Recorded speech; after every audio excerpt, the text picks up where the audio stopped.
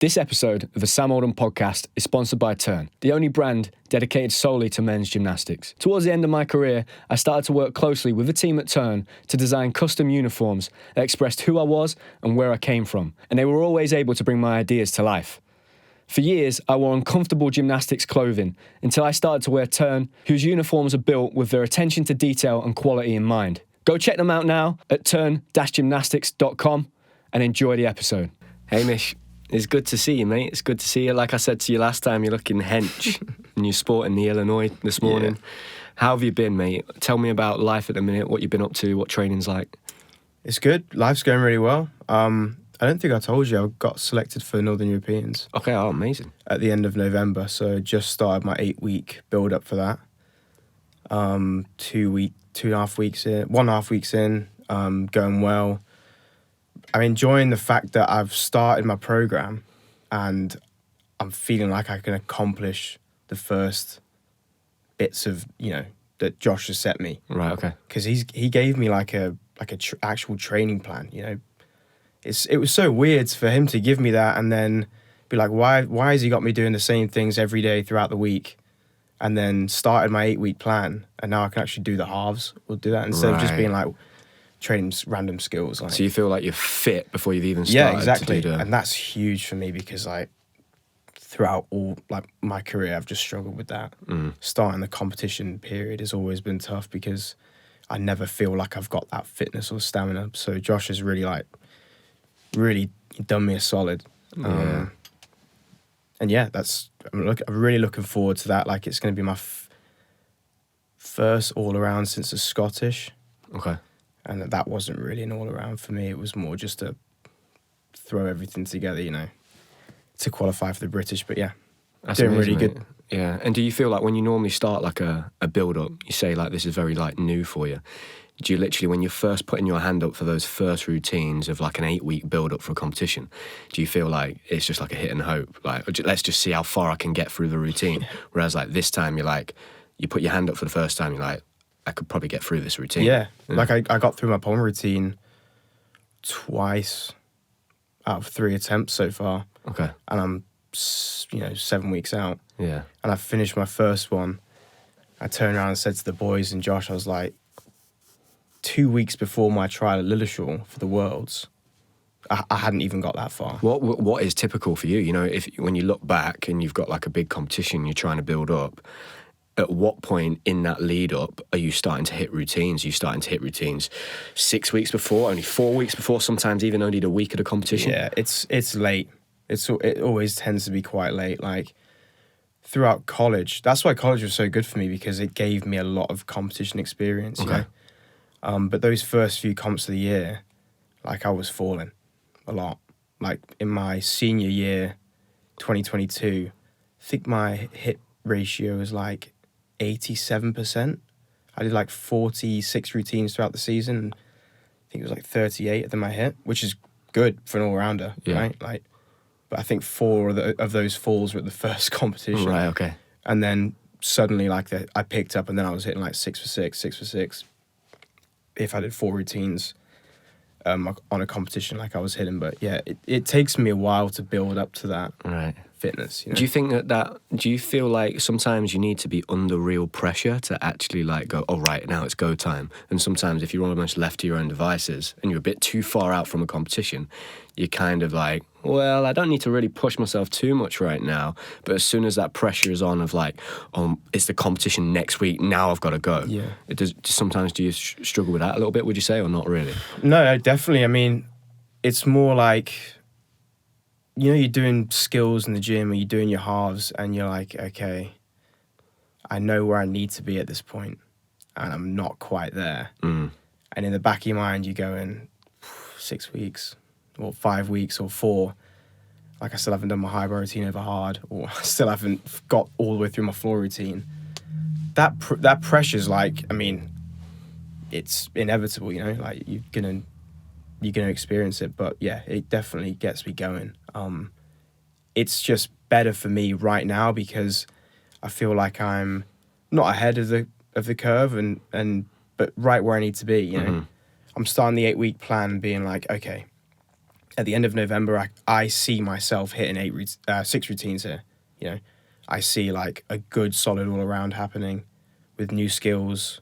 The routines might not be perfect, but like I can envisage that come into fruition, and instead of being like 8 weeks time, that feels like 2 weeks and I'm nowhere near ready, you know. Yeah. So I So feel you can confident. you can see that the plan's working, basically. Yeah. I can see the trajectory I'm on, it makes sense and it feels right.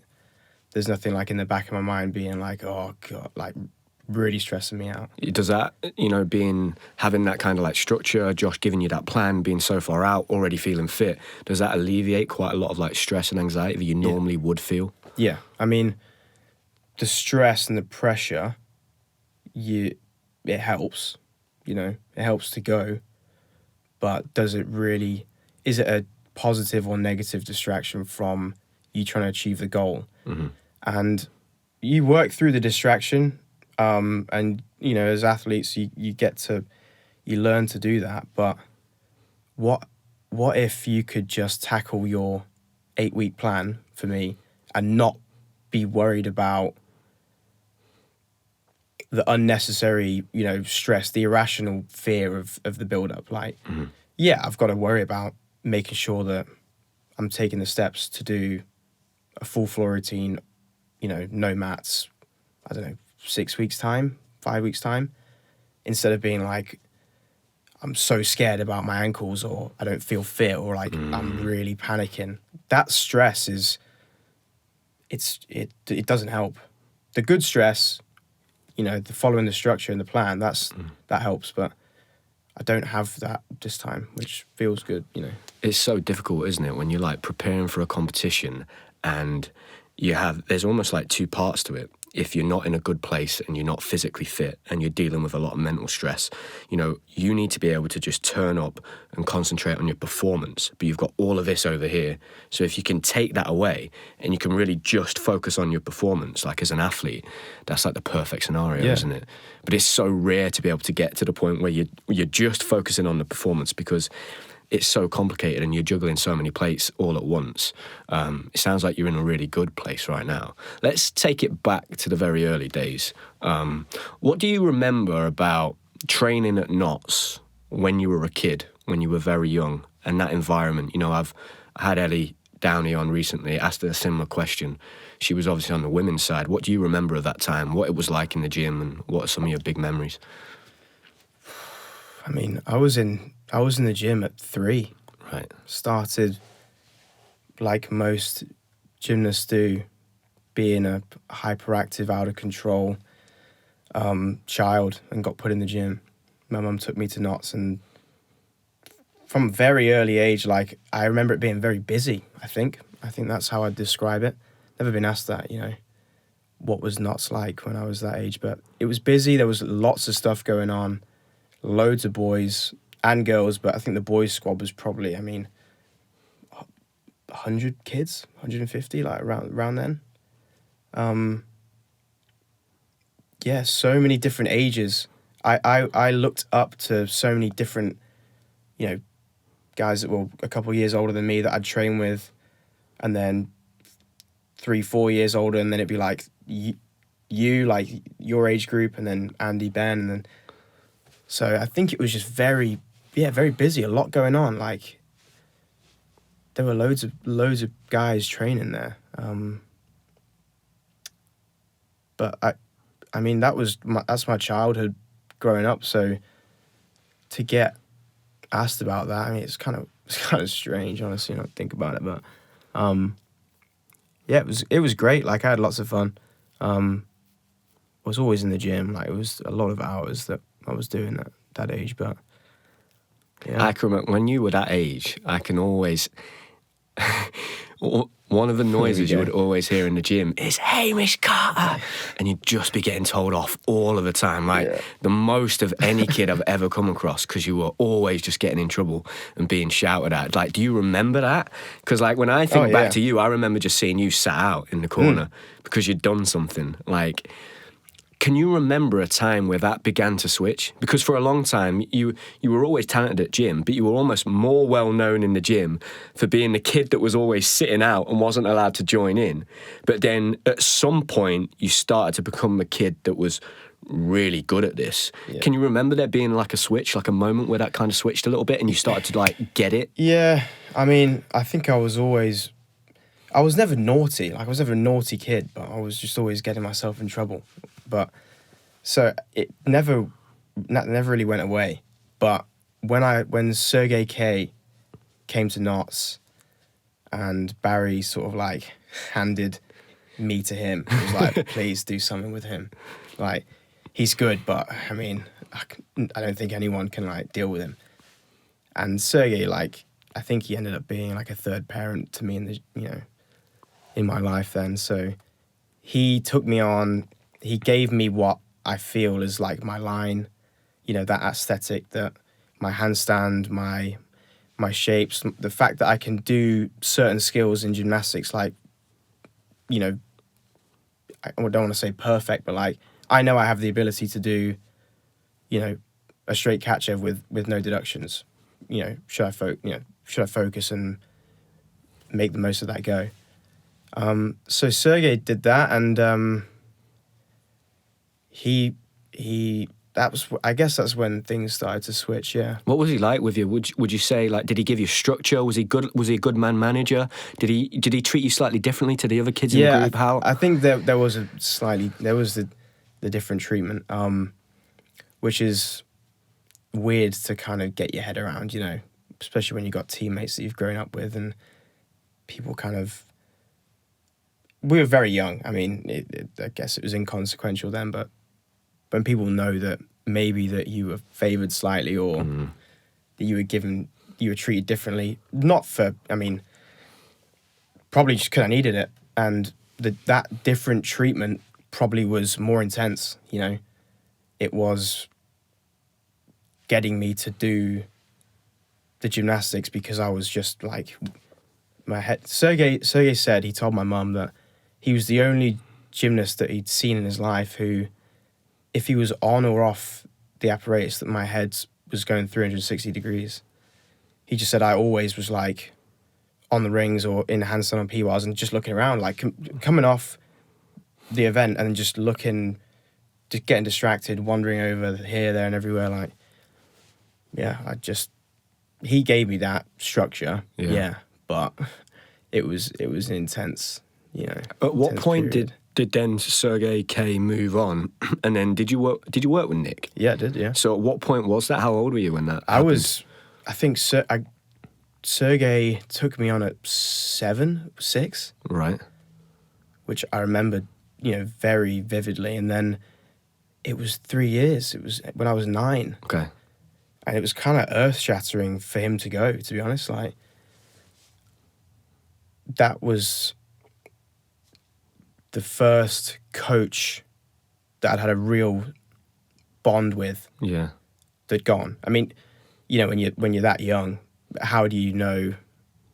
How a relationship you have with your coach, like, do you really know it's happening or not? But I knew that, Yeah. And you'd probably know with Sergey S too. I knew that Sergey was special to me and that we were really good together. So he left, and then this American guy was in the gym. And I remember walking into gym one day, and it was like, I think it was in the summer, and I looked over, and I think he was training with you, maybe. Right, okay. But I don't think maybe you weren't there. I just remember seeing Nick and going, that's weird. Sam's wearing like a really baggy t-shirt and really baggy shorts, like that classic American basketball training style look. And then I was like, who is that? I had no idea who it was, and transpired that he was our next coach. So I worked with Nick for, it was probably the same amount of time, 3 years. Yeah. And then he left us again. So. And then they're two very different coaches, right? Like, yeah. Sergey K's a pro. Because I remember when Sergey K first came to Nottingham, he used to come and coach us in the morning because he switched with Sergey S when Sergey got the national coach job. And he was still pretty young at this time. I think he was late 20s, probably about my age now. He used to just join in with me. So I was learning under some. He just he just used to do them with me. Like we just trained together. It was really weird because he was very young at the time. And then I remember Nick first coming, and I remember Nick being with him working with him a little bit in the mornings for about a month, and then I left. And those two personalities are super different. So from a young age, you had to get used to really different approaches. Do you think that's helped you later on in your career, having like two very different coaches from a very early age and getting used to working with different people? Because the rest of your career, you've worked with loads of coaches, right? And that's quite hard for people to adjust, but you had to do that at a very young age. Yeah. Nick was very... he started to talk about like the philosophy of gymnastics to me. Like I was always very interested in, I guess, like mindset. I don't know. I wouldn't have consciously labeled it as that when I was 11 or 12, but I was always interested in like thinking about the sport, thinking about how to be better or what's going on in my head whilst I'm doing this. And Nick, he gave me a book to read. It was The Way of the Peaceful Warrior. You ever? Right, okay. It's about a gymnast. It's a film too, and it's sort of like this guy going through this journey of his gymnastics career and things going wrong, and I think he has like a major leg break or whatever, and just discovering himself through that, right? And Nick, he imparted a lot of that on me, whereas Sergey, that wasn't the case with Sergey. It was more just like being told what to do. So I had like a real talking relationship with Nick at a very early age, and he was coaching me not only in the gym, but like he was like, I guess, mentoring me too, like helping me build my mind as well as, my routines, I guess. And then at what age were you when you decide that you're going to make that move and you go to Birmingham? Because that's a big decision to make, right? Yeah, so it was Sergey, 6 to 9. It was Nick, 9 to 12, or 9 to 11 or so. And then Pavel, I had Pavel Todorov for like a year. Right. I actually had Barry for like 6 months, I think. And then Pavel, I think it was like 3 coaches by the time Nick had left. Yeah. And then 13 years old or so, like it just became obvious that Notts started to kind of disband, this huge empire that you'd probably remember it as, started to just fall away. And me and Josh Nathan were like, okay, what's the next move here? And it was Birmingham. I mean, Joe was there. I think Baz was keen to see the two of us move there, right, okay.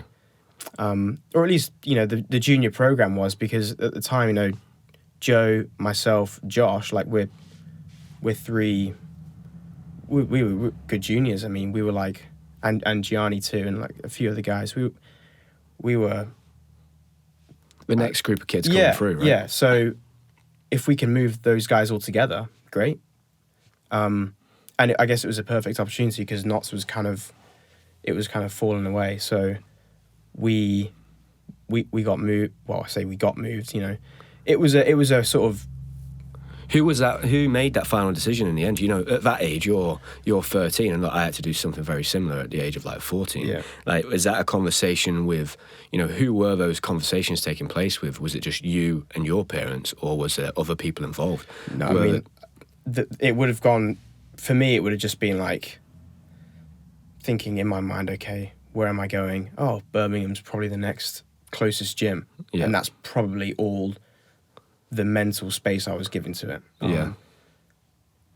I mean, I look back now and I realize like how much my mum, both my parents, but my mum especially, like did to move my family over, with schools, gym. And I think she called Baz one day and said to him, I can't find a house in anywhere near, we can't find houses in Birmingham. Like, I think it was in Sutton Coldfield where we were going to move to.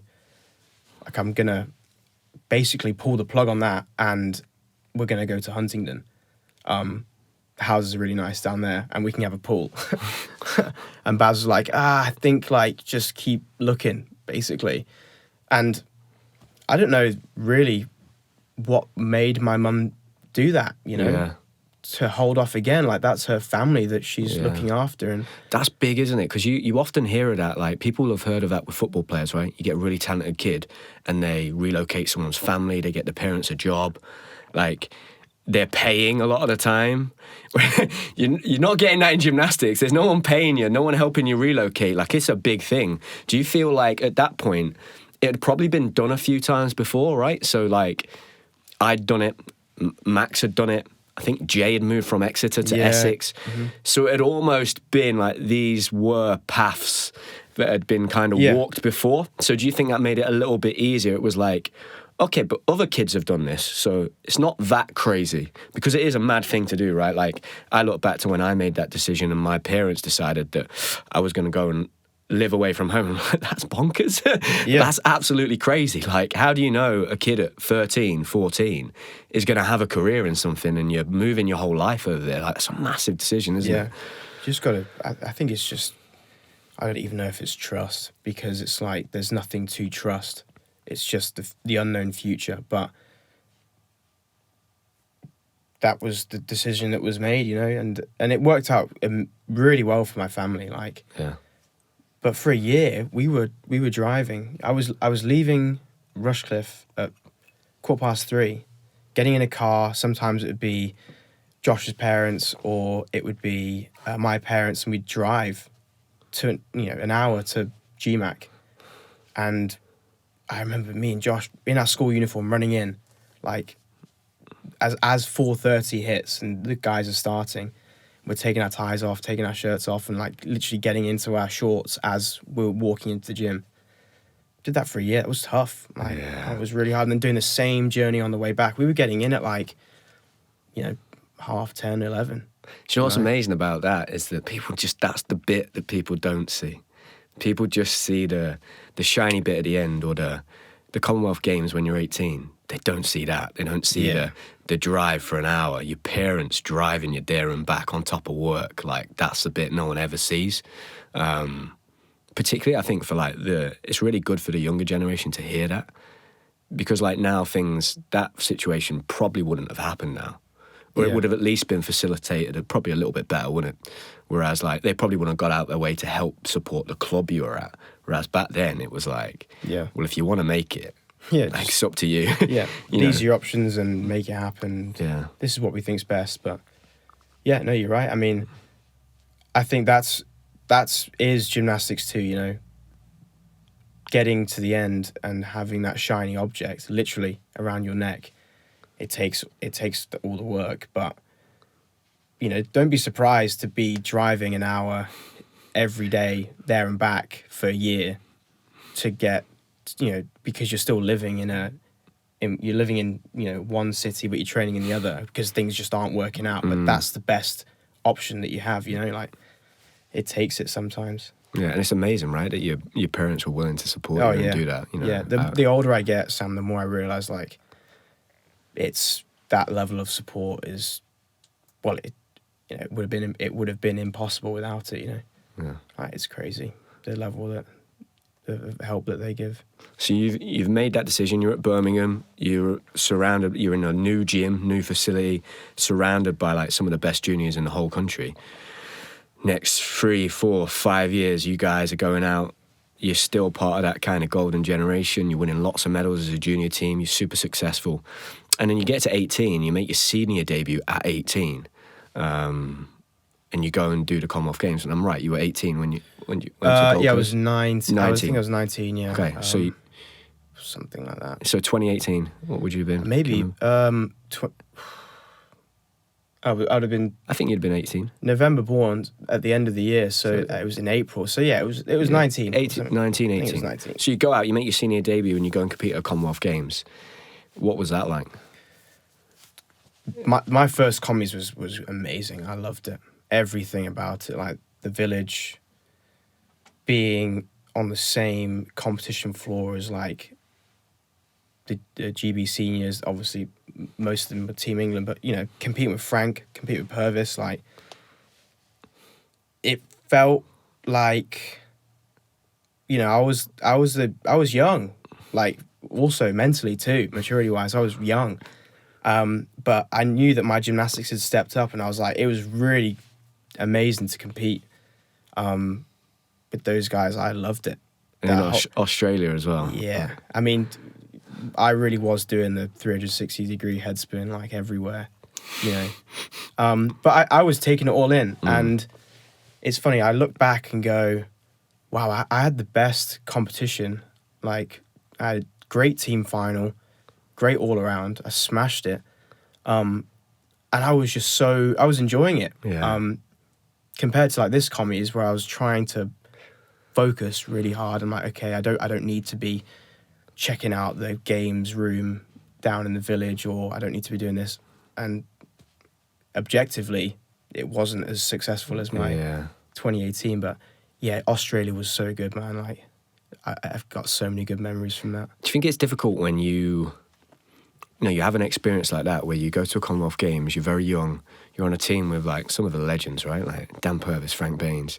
You're competing in that arena. It's on the TV. This is the thing you've dreamt about since you were a kid. And you go there, you're young, you're naive. You don't really appreciate what's going on. You say you're lacking that maturity. You have an incredible performance. And then over the next few years, you start to face some challenges.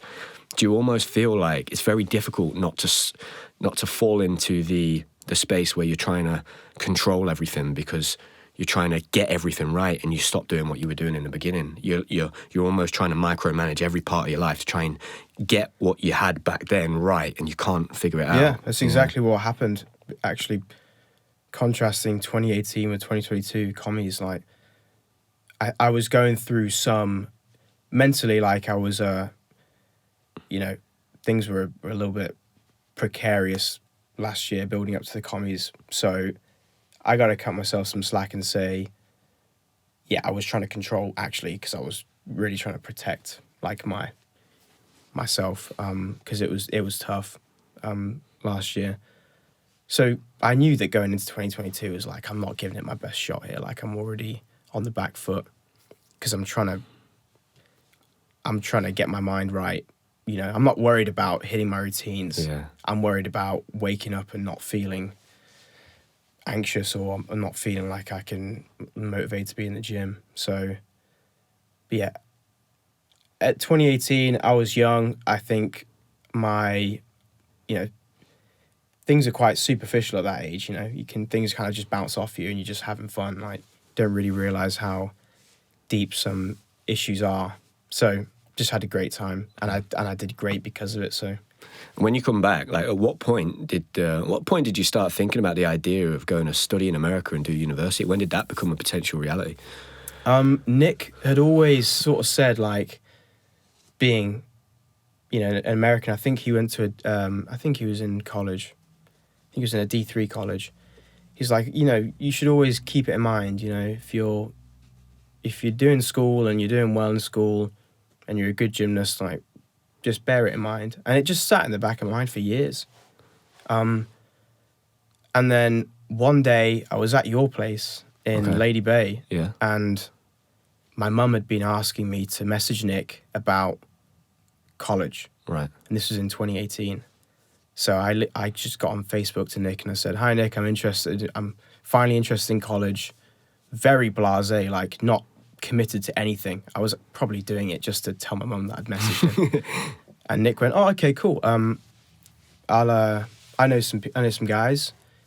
One of them being Justin Spring at Illinois." And I was like, "Oh, I know that name. Like, watched him on YouTube." Yeah. Justin got back to me the next day with an email with a full scholarship. Wow. And was like, "We're in November. We have 8 weeks to the end of the year. If you want to start in January, we've got to move now." So, no pressure, but yes or no. Wow. And I'd gone from sat at yours in Lady Bay going, yeah, I'll just send this text off, to the next day being in my car like, oh my God, there's a full scholarship here on the table, and I'm potentially moving to America in 8 weeks. For people back home, what does that mean? What does a full scholarship mean? So full scholarship, full athletic scholarship, because there's a difference between athletic and academic, right? That means that all my tuition was covered for in America. So you have no student no debts? Yeah. That's unbelievable. Yeah, I mean, again, I go, what an opportunity. And for any kid that's like considering that, I would 100% try and explore it. But yeah, that covered all my tuition, and I was lucky enough to get like a stipend each month too. So I was getting paid to go to school and train. Looking back, I went out there going, oh, this is a great stepping stone for my gymnastics, you know? Like, yeah, I'll get a bit of money and yeah, I'll study, but like, how good is this to level up my gymnastics? And the experience was so much more than that. Right. But you realise that as you go on, you know? You get 4 years down the line and you think, the 19-year-old kid that went out there going, oh, I'm going to be a better gymnast now. All that I'd learned, like, that experience was invaluable. No amount of money. I couldn't have put any money on that, you know, full scholarship or not. It could have been 10 times the amount that I was given. That experience was invaluable. Was it a shock to the system? You know, like, that is a fast turnaround to go from not really thinking about it, just sending a text to, you've got a full scholarship, I need a yes or a no. You're coming out in like 8 weeks. Yeah. Did that make you grow up quickly, that experience? Yeah. I mean, normally people take a year and a half to do that. They go on a recruitment trip to their school. They go through their last year as a junior gymnast in America, and then they commit, and then, you know. So that versus 8 weeks. I think for my whole family, like, we just zoned in. Like, our level of focus, especially mum too, like, oh my God, there are so many hoops we had to jump through. Like, I had to do an SAT test, and that was done on like the 2nd of December. So already we've not got a lot of time, you know, and then Christmas comes and the papers get lost as they're being transported to like a office in Texas. And it's like, I'm on the phone to Justin going, lost the papers. He's not got an SAT result. And he goes, okay, well, you know, we can't actually enroll you in the school until we get those papers. And then 28th of December, I think it came in, and middle of the night called Justin, like, okay, get this locked in. So many of those things. So we basically just had to go, like, every single day. There was something to do. There was some form to figure out. I had to sort out my visa.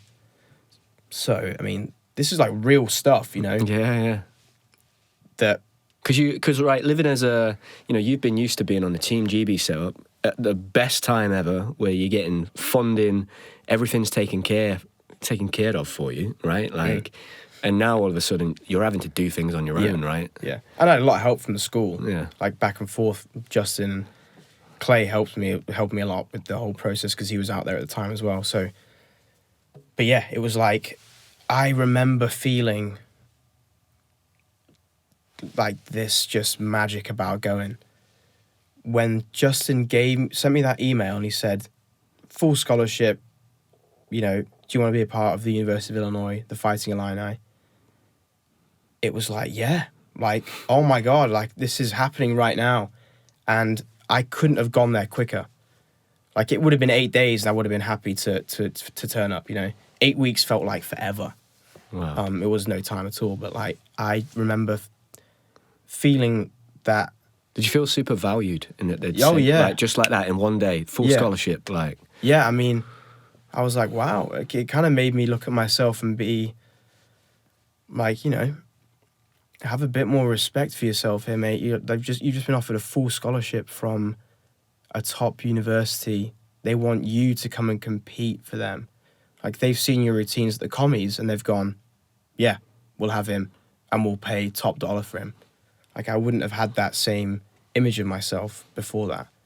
And it was just a new chapter. Like, I was opening a new chapter in my life that was very exciting, very new. Like, I'm going to study in America, you know. I'm leaving the country. I'm telling everyone that I'm going. All my friends, like, they're going to think of Hamish flying over to the States. And joining college, like, well, it was a whirlwind, but man, I would live those 8 weeks again.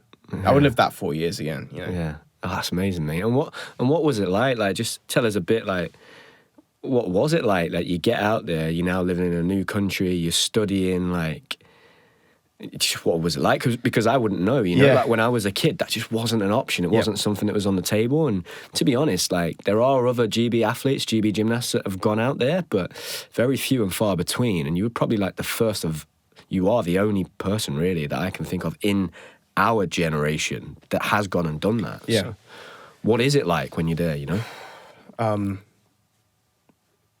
I mean, the campus over there is amazing, you know, really grand buildings.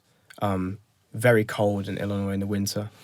And that was the first thing that I experienced, was like getting there and it being, I think school was cancelled for 2 days because it was minus 18 degrees Celsius, not Fahrenheit, Celsius. And it was like, okay, what have I done here? You know, I thought I was coming to America, not Antarctica, honestly. But that was just the winter in Illinois. Walking around campus, like, you got your backpack on, your athlete backpack, and like people know that there's no, I guess there's like not clout, but there's like a bit of a label when you walk around college, like when you've got the gear on, oh, that's a student athlete, you know, because there's 50,000 students at the U of I. Wow. So there's a lot, only 500 student respect. athletes. Yeah, I mean, yeah, it's whether or not that meant anything to me. You know, I was there to study and be an athlete. Like, I didn't really care, I guess, how you're seen. But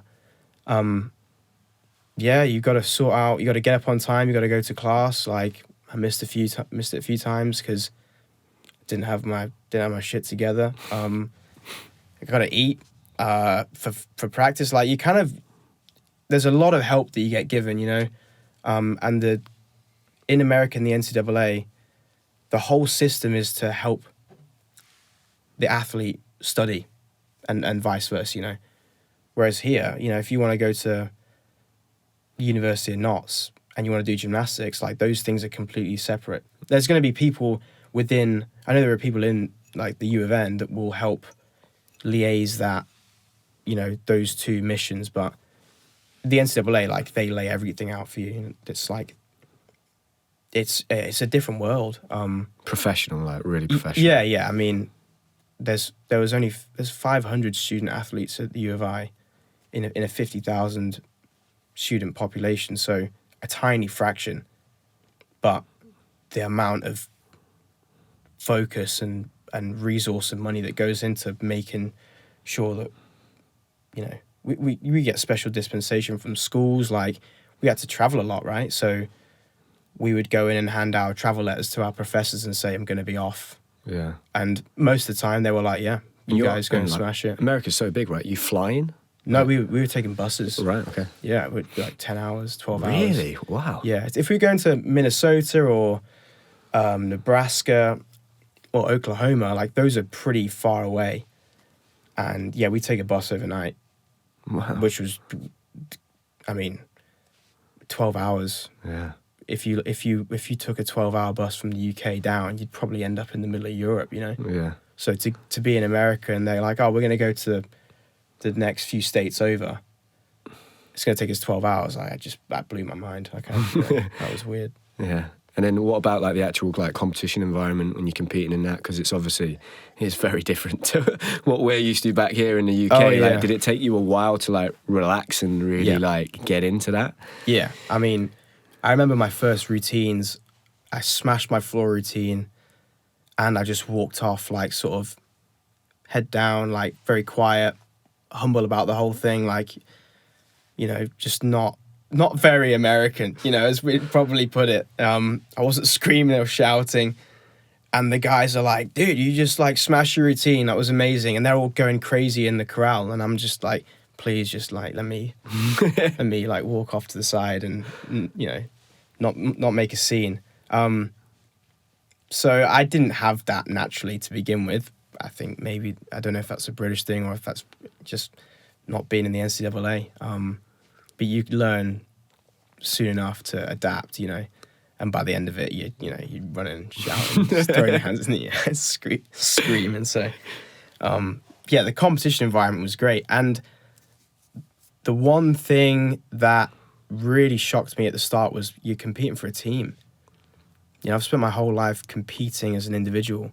Even if I was on a team, it's like you're in your own lane. You still got individual motivations, don't you? Even if you're in that team. And if I'm honest, those are the only motivations. I mean, I wasn't old. I don't think I was old enough to experience a team competition in the GB setting to know what it's like to fight for, one of you guys. I think probably in my junior career, like when we were at the four-ways and stuff, like we wanted to win as a team, and we were winning a lot of things. But it's like, how can I do my job? Yeah. And how can I worry about myself?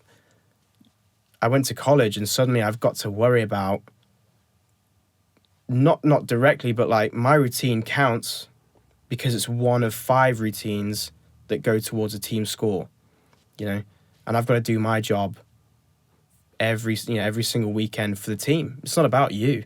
Yeah, you get individual titles and those are great, but you learn quickly that there is no I in team over there, and the team comes for at least from my school's perspective. It's the team, It's all about the guys, and that's what I mean. I imagine the coaching staff and the school, they're going, we're paying you to come over here and put scores down for our team. That's quite a bit of pressure, isn't it? Really? Yeah. And it wasn't. It didn't go very smoothly at the start. Like I think I probably bit back a little too hard in the first few months of being there. One specific moment, I remember I did a floor routine, Dan judged it, I fell, and he said, okay, you're not in floor lineup this weekend. You've not made it. You've not made the cut. And I was like, I can say this now because it's, you've come full circle from it, but I thought that's just ridiculous not putting me in. Like, I'm a 14-4 on a good day. Like, I will be one of the top scorers on the team on floor. Why would you not put me in? Like, honestly, ridiculous that you wouldn't. And he said, you haven't earned it. Like, you didn't prove to me this week that you're ready to do that routine. And then it's the whole, but I'll game up. I'm a competitor. I've been doing this all my life. And he was like, you didn't show me the scores. So start owning your scores in the gym to prove that you can get it done on the weekend. And then, when you do that consistently, then you'll be in the lineup. So don't come to me and expect to be in the team because you've got a flashy first tumble, you got a double. Like, you fell. So I learned that that's not the way to go about it. You put more effort into your routines throughout the week. Yeah, that really, that's team sports, isn't it? That's that difference. If you don't train hard in the week, you ain't playing on because someone else has. Weekend. Yeah. And they've earned their opportunity to be in the team. You haven't. So what do you think, Hamish, looking back now at your college experience, what do you think were the real advantages for your gymnastics? Set aside competing for Illinois, your personal gymnastics development, what were the big advantages? And then what were the disadvantages of being away from home for 4 years in a college setup and not being here training with the GB team and being in that system? What were the advantages and what were the disadvantages? So the pros was like, I competed a lot. So as I said earlier, for someone who never felt like, throughout my junior career, I had a lot of consistency. To spend 4 years of the first 4 years of my senior career competing every weekend for 4 months of the year, essentially. And as an all-rounder, racking up like almost 50 competed routines. Like I became really good at competing. And I think that's going to help me for the rest of my career. I was getting to like the NCAAs at the end of every year going, I know I'm going to go 6 for 6 here. Like, I feel so confident. I'm going to put my arm up. I was still nervous, still a lot of pressure, but I knew I'd done it for like 4 weekends in a row. So that was huge. I got the level of consistency that I felt a senior gymnast should have. arm up, hit 6 times in a day. Next weekend, do the same thing, which helped a lot with like self-worth as an athlete too. Being involved in a team, like I got to compete in a way that you don't necessarily get the opportunity to, like competing as an individual. That's given me like a different sort of edge, definitely. And being away was tough because I went to America to further my career, to have a great college career and be excited to do that. But I was always thinking about back home. I was always going, okay, once my season's done and I've given what I can to the school, in the summer period, we'll, go back and do comps, London Open, and be part of that. And if I can't make trials, like I'll send routines. I was always had that in the back of my mind. But you've got to give a lot of energy and effort to the college season. So it was a compromise, It was, okay, I've got to get myself fit for the college season, but this is going to impact my progress and my preparation for, world's trials. Even if I got to send routines for it was always a compromise. I had to give all to one and all to the other. It was really hard to blend them together. Yeah. It worked out sometimes because some weekends you'd have like a qualifiers in the UK and it would be like my 4th all around of the year. So it was really easy to just video routines over and send them. But yeah, it was living a double life, it was that again, there's advantages to having to live that too, but yeah, I'd look back at the GB squad and see guys break through onto the senior team that, sort of like my age group, like Joe and Gianni from very early on, they slipped right into the senior team, but especially when I went over to college, like those two started to basically be shoo-ins for the senior team. They were the same age, so I'm going like I need that, like that's where I need to be. Mm-hmm. But I'm giving my energy to college right now. So it's that constant like calming down, going, okay, like this is my journey. That's not my journey. That could be my journey in the next 5-6 years, but don't get carried away with the mm-hmm. the what it looks like on the surface. It looks like you're not in the team, but what it is you're competing for University of Illinois, and you're a team captain. You're on full scholarship. You've got your own journey, life. So Did you have to be reminded of that sometimes by like the college coaches? Was there ever situations where they had to be like, remember, like you're competing for us?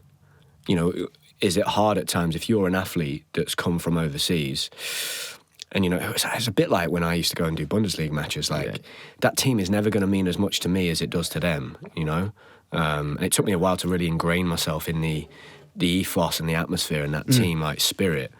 Because I was always, for some of those guys, that's the best part of their year. Like, that's their home club, their home team.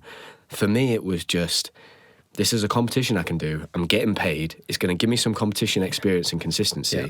And then I'm going back and I'm going to leave you guys and do what I really want to do and, like, represent GB. Was it difficult at times for, like, yourself or other lads that represented, like, countries for their international teams to kind of like get that balance right? Yeah, I mean, you were reminded of that, but in a positive way. Right. It wasn't like you're competing for us and you won't do anything outside of what we tell you to. It's like we are going to encourage you to be the best gymnast you can. And for me, it was like me and Dan would sit down and we'd calculate like what's smart, I've just done 4 months of this season. Is it smart for me to take 2 weeks off and then go straight back into routine prep and then basically cover my summer in more routines to try and do a trial that for like a world championships that I just wasn't ready for. I was too young. Logistically, it wasn't going to happen. we just take it, each year at a time. Like, okay, what have we got this year? Like, what can we slot into the preparation? What can we? It was like killing two birds with one stone. How can I prepare myself for this college season, and at the same time give myself like a good trial for whatever it was back home? But when you're out there, you become involved in that. But you're living the life. You're a student athlete, and you're in college, and sometimes I'd go like, I don't want to try and focus on what's happening back home. I've got my team. Yeah. I have my own Olympic Games, to get ready for. It's in April, and it's every year for 4 years. And you get so wrapped up in that life, man. And I think sometimes, is it a bit out of sight, out of mind, I felt like I, in one sense, disappeared, but I disappeared into an exciting and busy life. Yeah. And I forgot about a lot of things like back home. How much were you in communication with like people back home that were still, because you were still on the GB team, right? Yeah. What was that communication like? Pretty good. I mean, Paul facilitated, they were very supportive, BG, of like my opportunity, it had never been done before. So it was kind of, right, you go out and you compete for college and we'll see what happens kind of thing. And whatever you can come back for, great. It was London Open one year. That same year, it was I was in the British teams, but I was in like a GB team because I wasn't attached to a club at the time. So yeah, it was good. It was there was a lot of support, a lot of communication. It needed to be because it was just busy. But yeah, it was just managing that. That's another skill you had to develop, communicating. Like, okay, I've got to be ready at this point, for this competition. I've also got to communicate the fact that maybe my focus and priorities on college without going, I'm not doing that, Yeah. So by saying, oh yeah, I'll be ready for that in a few months' time, in the forefront of my mind, I'm like, that's not my priority. I've got to get ready for this meet against, Oklahoma next week. So I had to learn some skills there, some communication skills, I think. So then you get to the end of your college career. It's pretty successful, right? You won Big Tens. Yeah, that was my first title. Right. And it was a Big Ten title. So every competition you have and you win an event, you're the top score. You just get like a tally on your name. Okay. But Big Tens was my first one. So I think I came away with 20 titles, 6 all around, 6 all around, like 8 or 9 high bar, 1 floor, or 2 floor, 1 pommel, no rings, 2 vault, 1 P bars. Like, so I had a good number of titles, yeah. And you come home after that experience for 4 years. You're arriving back, you've got a degree, you've had this 4-year experience, now you're ready to go. Just tell me about that transition. How do you transition back from that, being in that whirlwind and that complete of a world? Because everyone back home, it's a bit like, I imagine, when you go, right, when me and Connie went travelling, and we come back, we can tell everyone the story, but they're really not that bothered because they weren't there. It's a bit like that, right? Everyone here has been carrying on with their lives, and it's like, wow, great, that was awesome. But we don't really understand what was going on. And what was that transition like when you came back home? That was the hardest thing I've done in my life this year. Like the first few months this year, I mean, we spoke a lot, and a week before I flew home, I was deselected from squad.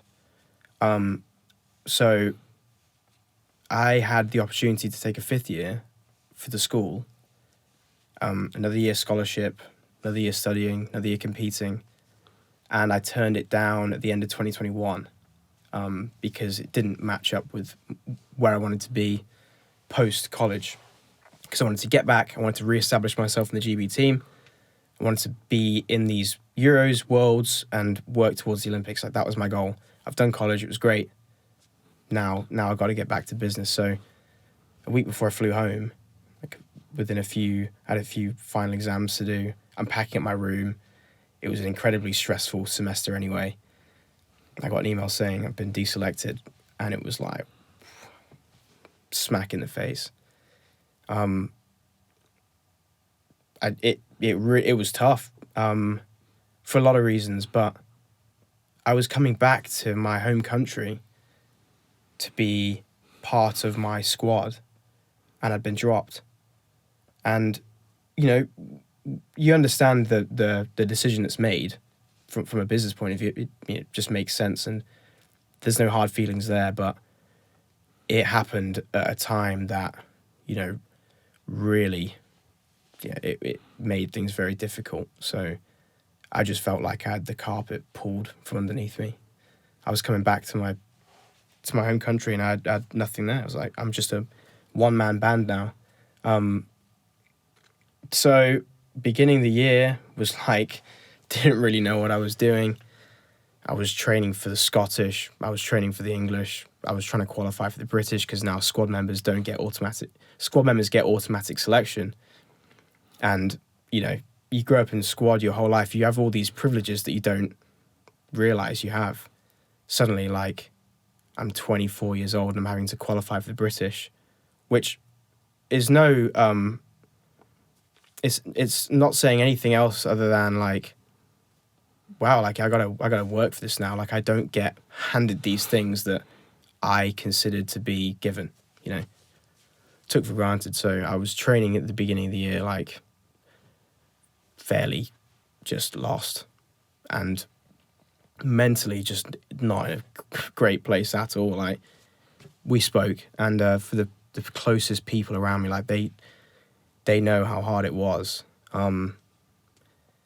And it was very character forming. I wouldn't live that period of my life again, but I've definitely taken away a lot of positives from that experience.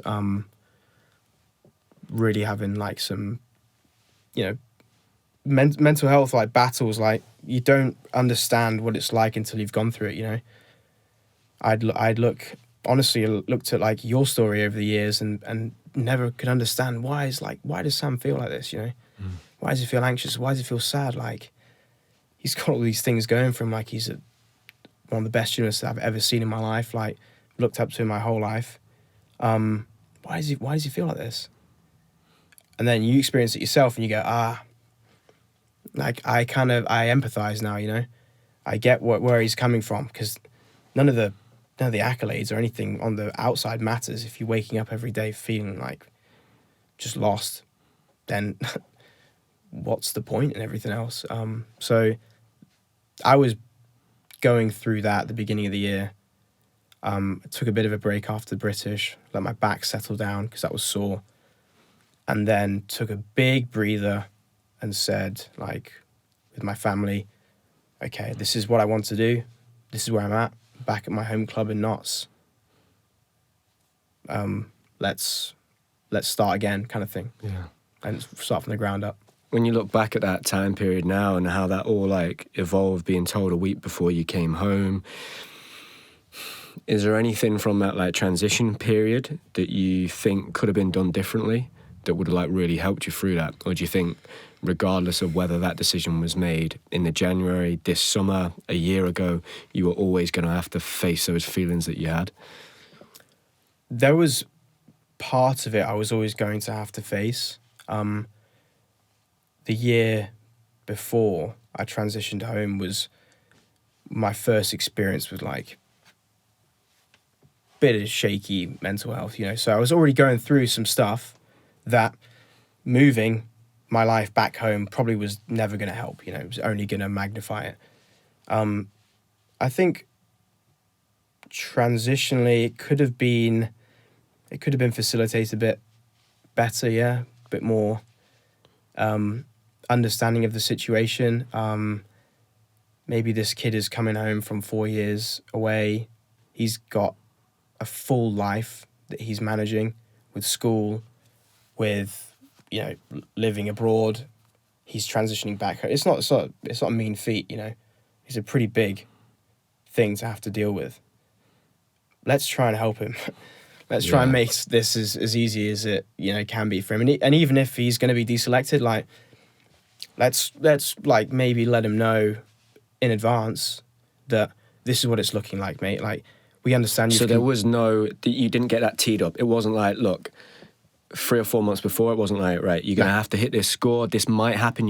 It was literally just you're off the squad. Well, it was, I think I had a meeting in the October on Zoom, and we were talking about my British, like my next year. And it was like, these are your goals. This is what we expect. This is what you should be working on, blah, blah, blah. And it was like, those matched up with where I was at. It was just like a meeting. Yeah. It was like not tick box, but yeah, this is... You weren't given any idea that potentially would be... No. That's what really added to the whole thing, because it was like, if anything, yes, I knew I wasn't coming back as the staple in the senior team. That's what I wanted to become. So I knew that I wasn't going to get any... There was no privilege with that. And I also understood that, yes, I've competed in college for 4 years, but I had no real international record. Mm-hmm. So I had nothing to really go back with and say, hey, like I've done this, which you get. And that was the career I chose for 4 years. But yeah, totally. There was, it was like, I opened my laptop one day and just saw that email and was like, whoa. And you were on, what age did you first get on the GB team, Hamish? I mean, it was like second year elite grades or something. So what would that be like? I mean, 6, 7. So like very young. So that was your whole life. Yeah. So your whole life, this is what you'd known. Yeah. And then all of a sudden, an email, you're off. Yeah, and identity-wise too, like there was a massive shake-up, because I considered myself as an elite squad member, as I was for my whole career. Suddenly now I'm not. Like I had to have the wherewithal to say, yeah, that label has provided me with a lot of benefits, but that doesn't define me as a gymnast. Like, it's nice to have, and yeah, but it's not. It doesn't mean your training is what counts and your competitions are what count. So it really like made me redefine my goals and priorities. Like, I'm not on this to be on squad. I'm not on this to, to get to this level of funding on this bracket. Like, those are all byproducts of me becoming the best gymnast that I can be, So even though it was done by brute force, I think getting deselected really sort of like shook everything to the ground. And then I was like, okay, what matters? Yeah. What matters to me is that I become the best gymnast I can be, not about squad or the teams that I want to be on. They'll come. Like, I know they'll come. How do I get there? Yeah. And that is by just getting my head down in the gym, being in a good place with good coach and good people, and anything on top of that is a bonus. So, what was that? Just for people listening, that this will happen to athletes that are probably going to listen to this, right? They'll get deselected at some point.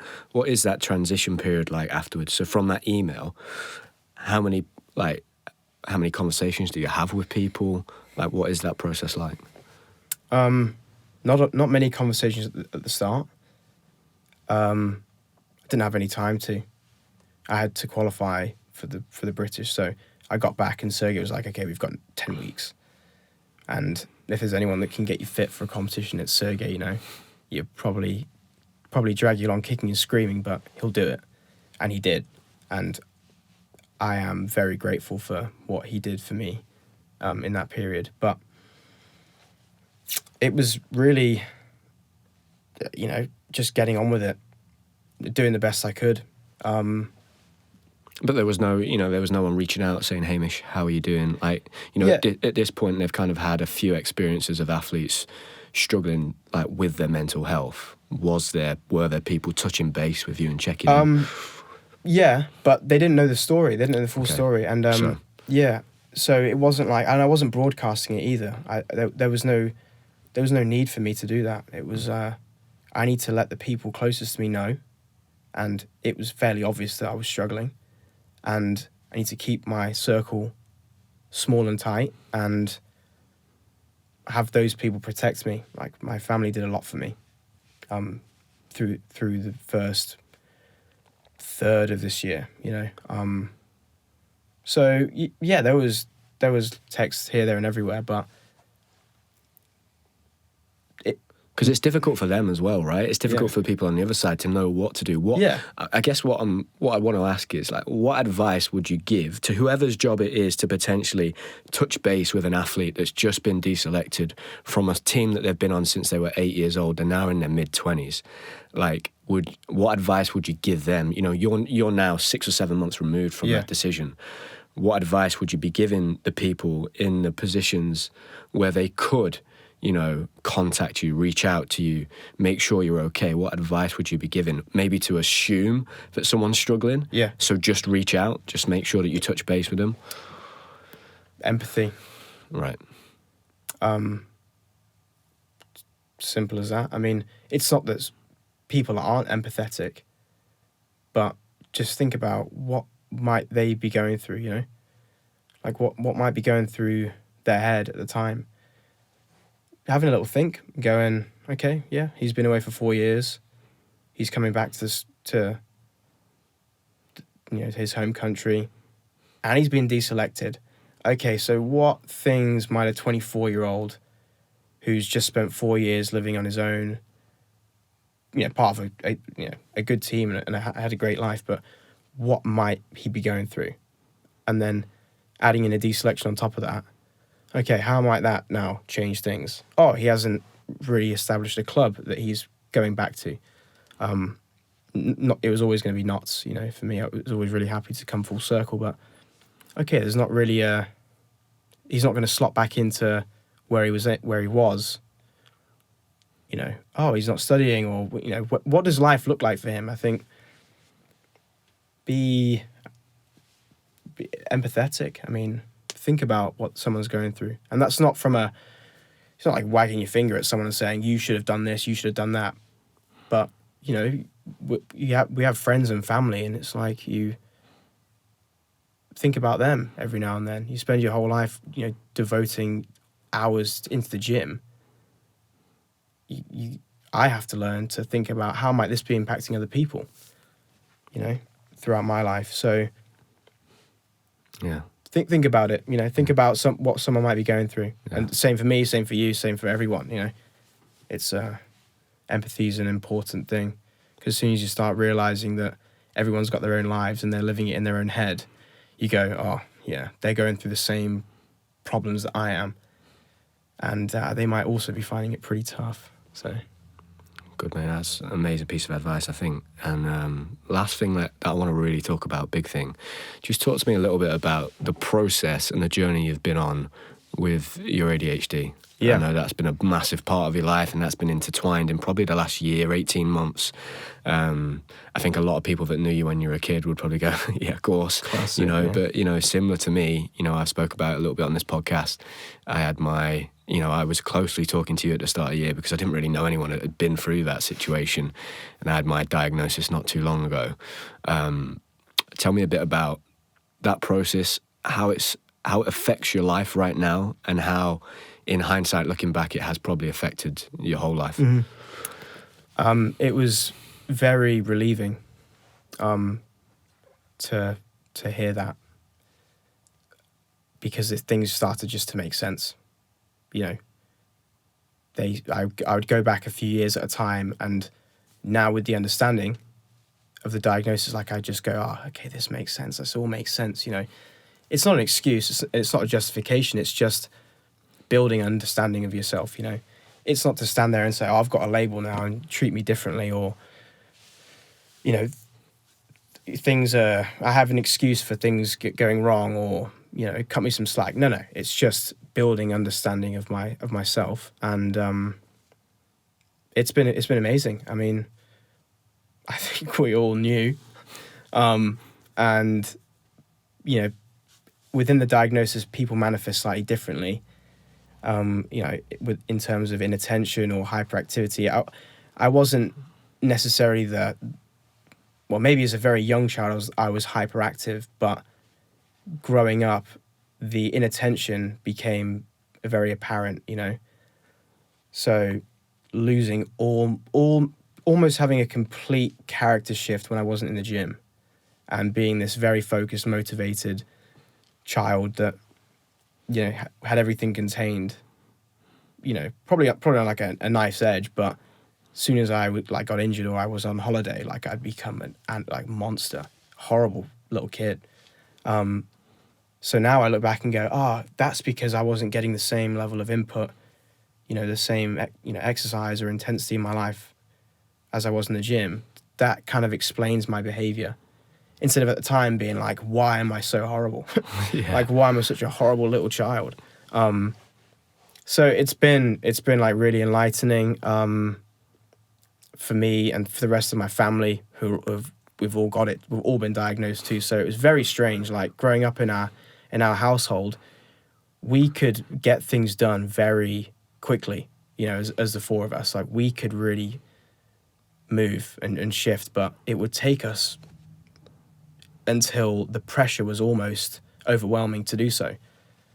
So for all of us, you know, it's given understanding about ourselves, about our history and how we interact. And I couldn't be happier with it, honestly. I mean, it sounds cliche. It has changed my life. It's changed my own outlook on myself, and it's changed my outlook on people who, you know, I'm not going to diagnose people, but like, you know, you start to run into people in your life and you go, you see a bit of yourself that you were when you were 18 or when you were however old, and you go, that's probably got to be managed, or that's probably got to be taken note of. But yeah, I couldn't be happier, and it's important to talk about too, because it's not a label. It's not you know, I've got it easy now. Yeah. It's which it can definitely be used as, you know, and I'm sure like we see all over the internet and in real life, people using, you know, a diagnosis as an excuse. Yeah, it might impact, you know, decisions and reasons why things happen, but it's just understanding, and it just helps to explain in yourself why. And once you have the why, then you go, you know, things like make a lot more sense. So it's funny, isn't it? Sometimes I get, you know, I'm very early stages, and there are times where I get like a little bit frustrated at times because I think because the people around me just treat me like me. And sometimes I think, you do know I have really been diagnosed with it's a real thing. Yeah. It's not like I'm not making it up. Like this is why I struggle with this thing that you're getting frustrated with me for. Like, but you're right. It's not an excuse. It's that. Right, I now need to leave 15 minutes before I think I should leave to make sure I'm on time, because I will know that I have the tendency to just leave it to the very last moment and just be late. Yeah. So it's just taking like responsibility for that. But now I know that, it's almost been like a step ahead. It's like I'm one step ahead of how I react. And that's why it's helped me in a similar way. Like, obviously my diagnosis was quite interesting, right? I was diagnosed with childhood ADHD, but not adulthood. And then I was diagnosed with obsessive compulsive personality disorder, which is still very new. And if I'm honest, it's something I've kind of just, you know, I've just found out I'm going to be a dad. So it's kind of like been put to one side a little bit, and I haven't really explored it as much as I probably should have. But actually, even just having that diagnosis is really, I'd say overwhelmingly, just calmed me right down. Just having that answer, you know, just not knowing was a real thing in my head all of the time, and it would come up. I don't even mention it anymore. Like, it's just, it is what it is. And doesn't it really matter what the answer is, right? As long as you have one, and as long as you got it, then everything makes sense, you know. Amazing. Mate, just tell me a little bit about, like, right now. I know you said you're training with Josh. I said before we started the podcast last time I saw you look hench. I can tell you're training with Josh. Just, it seems like you are in a good place. I mean, if you look back to where you were in January, where you were last year, you know, I know at times that you've, like, really struggled. I can tell even from talking to you today, you're still not at that point where you really, like, you almost don't want to acknowledge how much you were struggling, because I can tell by the words you use when you're talking about depression, anxiety, you're quite you know, it's a new thing for you. Yeah. Just tell me about how things are right now in your gymnastics life, but also your personal life. Yeah. Now, because a lot's happened in a year, and just tell me what you're excited about for the future, you know, moving forward. I'm excited to compete on all 6 in Northern Euros, definitely. I'm an all-round gymnast and I have been my whole life, so to do competitions at the beginning of the year without the all-around was weird. Like, what am I doing? This is not my speciality here. I'm really looking forward to that. I'm looking forward to clocking a year at Notts. This year the work has been. I've worked really hard. Like, I've just got my head down and focused on getting the job done and not worrying about, you know, what things. Not worrying about like the end of the you know, the journey, and being like, okay, if I want to get there, I have to actually work. I have to do the steps first. So I've been doing the steps, you know, the everyday steps recently.